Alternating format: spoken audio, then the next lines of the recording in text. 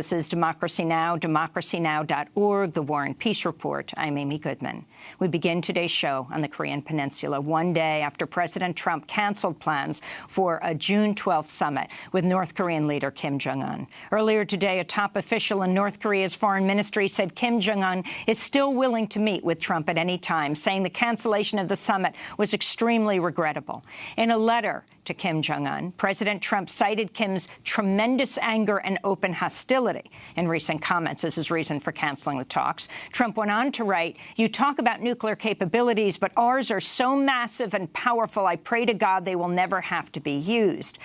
President Trump sent the letter at 9:43 a.m. on Thursday Eastern Time, just hours after North Korea declared it had destroyed one of its nuclear weapons test sites.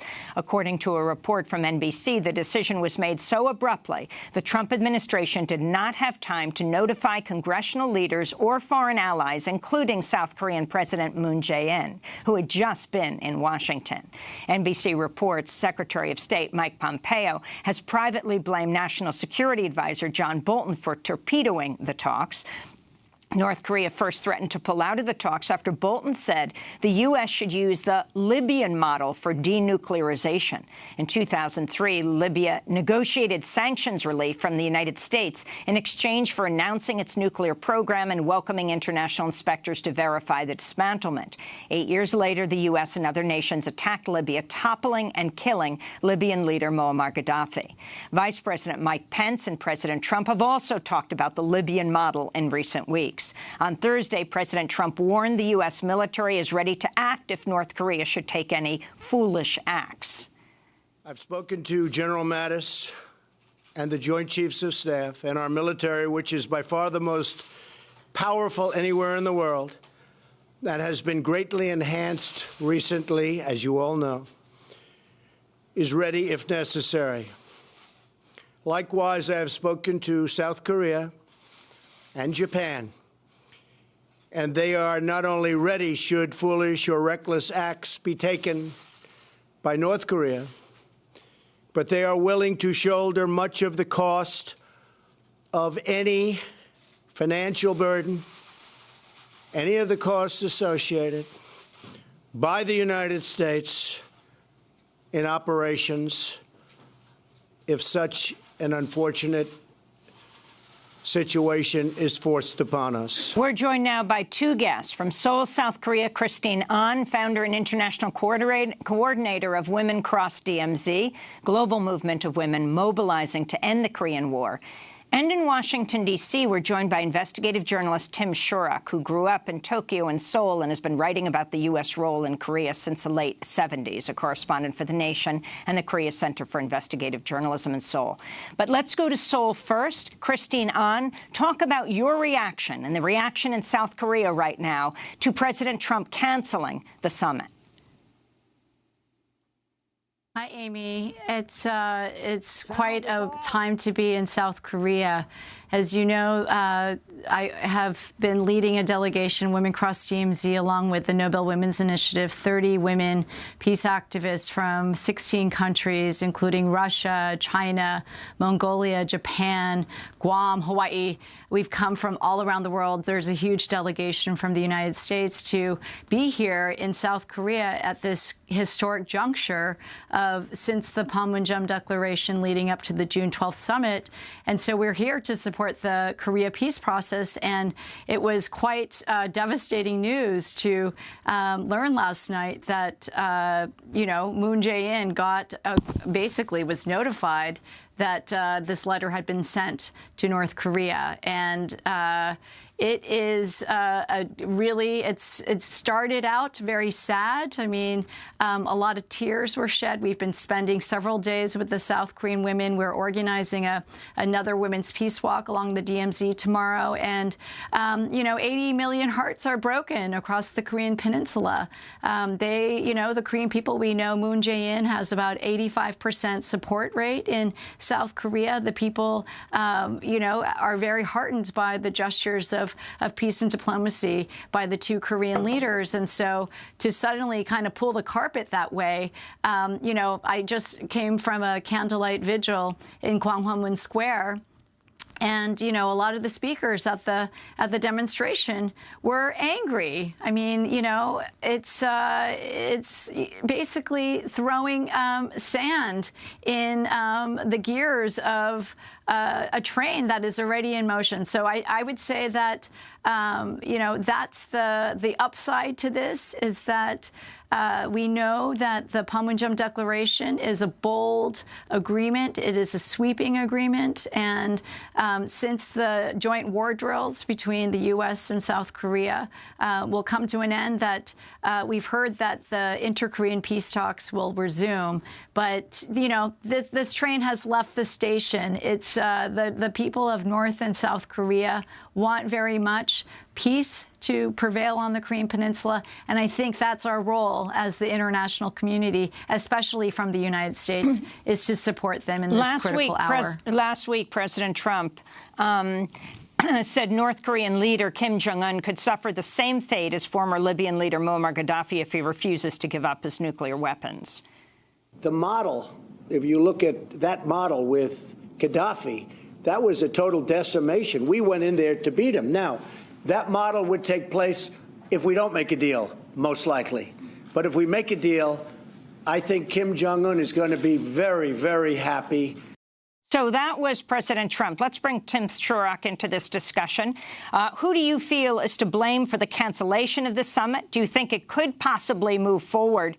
And also, what does this mean for the South Korean president, who was just in Washington to meet with Trump, to try to move the summit forward? Does this delegitimize him, bring China into a more prominent role? Well, this is a terrible insult to the South Korean leadership and President Moon in particular. The fact that they did not tell him in advance that he'd been there just a few hours before. That's an incredibly, I mean, it's really historic incompetence, colossal incompetence on the part of Trump, on the part of Bolton, on the part of Vice President Pence to repeat these, you know, Libya solution, which is basically regime change on steroids for the North Koreans. And they keep talking about this sort of Libya option as if it's not going to faze North Korea. Well, of course it will. And they spoke out very strongly. So I think it's very, very damaging, you know, for U.S.-South Korean relations, for one thing. I think there's a hotline between Moon and Kim, and I'm hopeful that they're going to be using it. I'm not quite sure about the, you know, how this is going to affect China, but certainly by just abruptly pulling out like this for very odd reasons, it's you know, going to tell countries like China that have been enforcing sanctions against North Korea that the U.S. is simply not serious. So I think, you know, altogether it's a fiasco. But I do think there's signs here. I mean, you know, you read the North Korean statement, and you also you read through the lines of what Trump wrote yesterday. There still is this openness to talk. So I think, you know, Moon is a very skilled politician, very skilled negotiator. I have a feeling he can get things on track, but I think that the meeting in Singapore is clearly going to be delayed or, you know, never happen. It'll happen somewhere else. So this letter and the announcement of the letter came out yesterday within hours after, well, it's not been completely verified, but Kim Jong-un had international journalists there, wouldn't allow in international nuclear inspectors, but they blew up one of the nuclear testing sites. And soon after, the North Koreans released 3 U.S. prisoners. Can you talk about the significance of this? Well, yeah, this was like the first step toward denuclearization. They made it very public.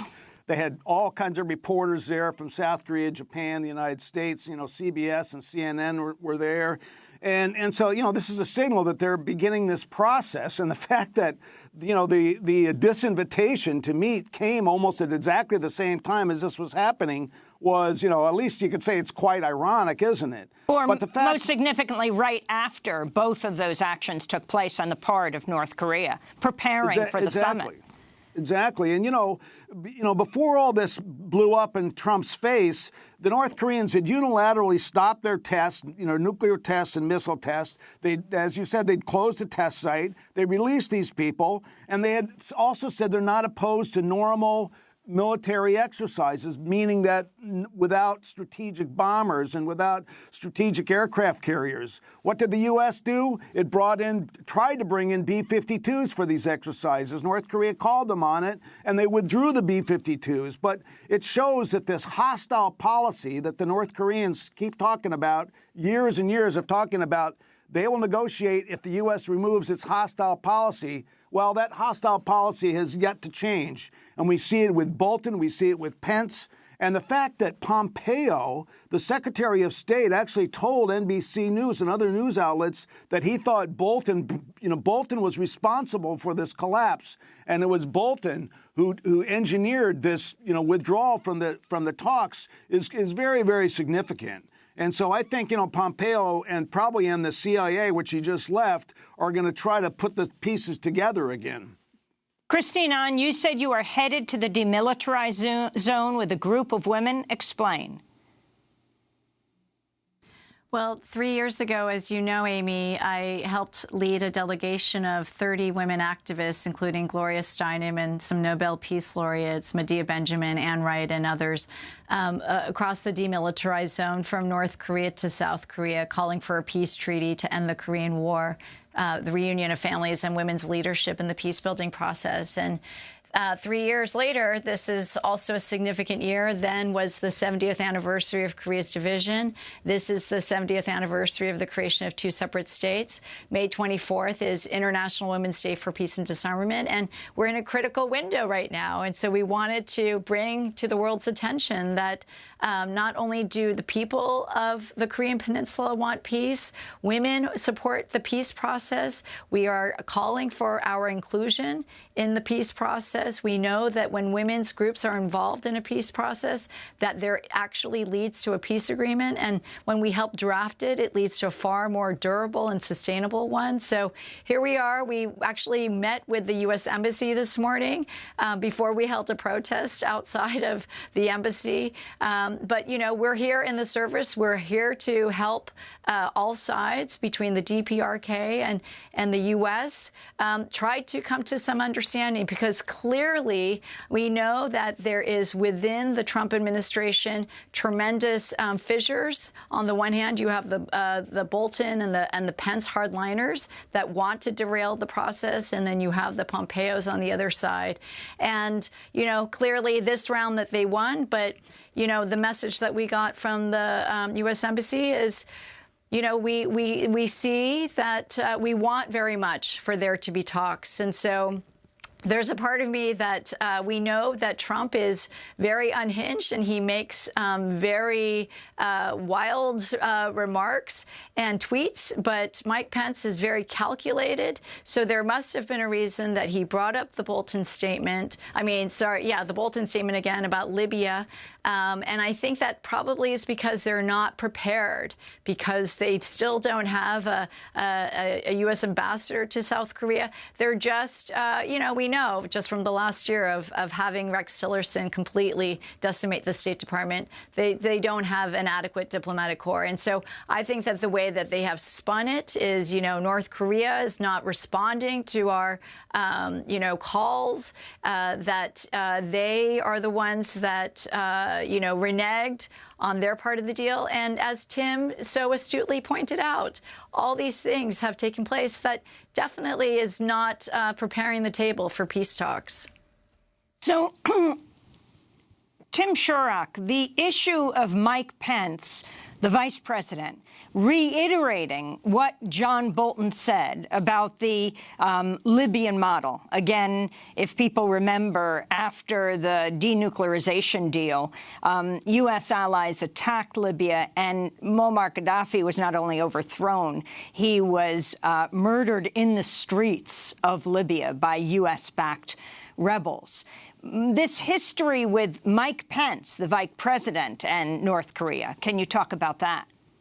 Well, I call him the Grouch of the Pyeongchang Olympics. He's the guy that went to the Olympics and refused to even make any kind of eye contact, shake the hands of the North Koreans who were there, insulted his hosts. This is just a very simple-minded, hardline guy. And, clearly, Bolton understands when he talks about the Libya solution, there's two parts to it. Libya gave up its nuclear weapons without gave up its nuclear weapons before receiving any kind of economic aid or support. So that was one part of it. And then, of course, after he did give them up, his regime was overthrown by the U.S. and NATO. So it's a two-edged sword that he's throwing at the North Koreans, and they reject them both. And when he talks about this, he knows how the North Koreans are going to react. And I'm assuming I'm assuming the Vice President Pence is intelligent enough to have gotten those kind of briefings that he knows exactly what Bolton's line means to the North Koreans, and that's why he's saying it.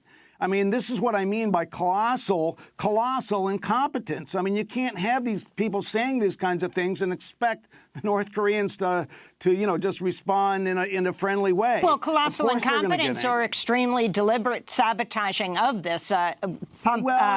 Bolton came into office, National Security Advisor, not approved by the Senate. He has two major issues he has harped on for years, attacking Iran and dismantling the nuclear deal there. That he succeeded in getting done, and not making a deal with North Korea. Well, yeah, of course. I think it is sabotage on the part of Bolton. But I think when I talk about incompetence, I'm talking about the very top with Trump. To have, people saying one thing on one hand and then something completely opposite on the other, that's incompetence. And just to withdraw, because Bolton came running in there at 10 p.m. saying, look at this piece of paper, look what they said, look at the mean things that North Korea is saying about Vice President Pence. I mean, that's like childish. It's like having a child president unless having a child national security advisor. We have just 30 seconds. Do you have hope, Tim Shurock, that this summit could get back on track? I do, and I want to just say that I was there 3 years ago when women crossed DMZ, actually crossed the DMZ. I was there in South Korea when they crossed the border. They helped put this on the map, and, I think all credit must be due to these women activists in North and South Korea for doing this. And, I think actually, that kind of push is necessary to keep these talks on track. And, yes, I do believe that they can get back. I do believe that it will happen. And, Christine, how do you see that happening? 30 seconds.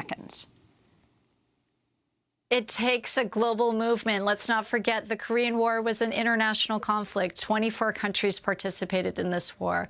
And so we're here. We need to build the people's movement, just like the Candlelight Revolution is shining a light to the world. Let's shine a light back to Korea. Let's support the peace process. June 12th is a global day of solidarity with the Korean people for peace on the Korean Peninsula. Let's sign a peace treaty now. Christine Ahn, founder and international coordinator of the Women Cross DMZ, global movement of women mobilizing to end the Korean War so many decades later, speaking to us from Seoul, South Korea.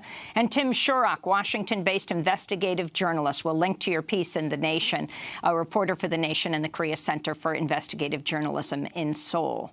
When we come back, disgraced Hollywood mogul Harvey Weinstein has turned himself in to New York police on charges of raping a woman and forcing another to perform oral sex on him. We'll speak with one of his victims. Stay with us.